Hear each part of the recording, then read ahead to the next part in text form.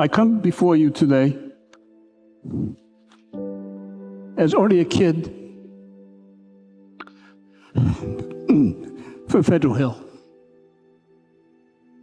whose mother, when she was pregnant to me, could not afford prenatal care. And so she walked down to the Federal Hill House in all kinds of weather to stand in line with a bunch of others who could not afford it. And as she walked home, she would pass a grocery store that had canned peaches in the window. And she would crave for a can of peaches. But she couldn't afford it. My father came here as a fruit peddler, pushing a pushcart in all kinds of weather. During the Depression, worked WPA, and then got his big job. He became a milkman. And my father taught us what it meant to be really strong and really tough. And that was not by knocking someone out or insulting someone or pushing them around or looking down on them or saying no when they needed help. It was by doing the right thing. He showed how tough he was, because when he was sick, he'd get up at 4 o'clock in the morning and he went to work.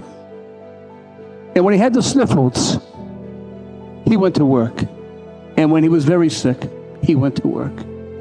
And my mother got up at 4 o'clock in the morning and made sure he had breakfast. That's the environment in which I was brought up. And so I say, let us reach out a helping hand to other people. I became a lawyer because when I was 10 years old, in a cold water flat on Federal Hill, next to a pot-belly stove, my father sat me down and put his hand on my shoulder and said, I will never be able to afford to send you to college, but you have to go, and you are going to be a lawyer. But don't ever give up. Don't ever give up. He ignited that flame, and even when times got so tough that I couldn't afford to go, and I had to teach days and drive to Boston at night, I never ever would let him down, and never would put that flame out. And so I say that we can all help. We can all lend a helping hand. It doesn't take only money. Sometimes it takes putting your hand on someone's shoulder. Sometimes it's telling them you care. Just giving them direction. Give them advice. Treat them with civility and decency and respect and compassion, which is missing in this world today. And that's how we can make this a better world. And so I come before you today really humbled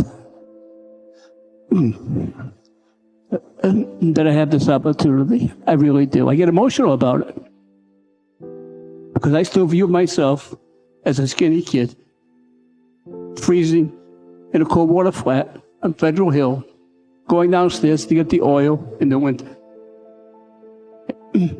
And you have bestowed upon me the honor to address you today. I want you to know that's very important to me. I come to you as someone who had 19 aunts and uncles, none of whom attended high school. I come to you today as a humble person, trying to give you advice on what's important in this world. And so, my friends, I think the challenge of our generation is to honor the memory of our forefathers by providing a better life for those who follow us. Our challenge is not to get all that we can, but to give all that we can. We must reach deep within the soul that has moved America. Reach for the dreams and values of those who came before us, those who gave so much and took so little. I ask that we think of the homeless, the poor, the downtrodden. Think of the sick, the helpless, the hungry, the less fortunate. Remember the elderly. Remember your parents and your grandparents. Remember the underprivileged and the persecuted. Fight against injustice bigotry, and racism. And when the book is closed, someday the book is going to be closed on all of us. And when that book is closed and we are judged on whether or not we met this challenge, we're not going to be judged on how much we have taken, but by how much we have given. We're not going to be judged by the dreams that we made come true for ourselves. We're going to be judged by the dreams that we made come true for others. We're going to be judged by the hope that we inspire in the hopeless, and the difference that we make in the lives that we touch.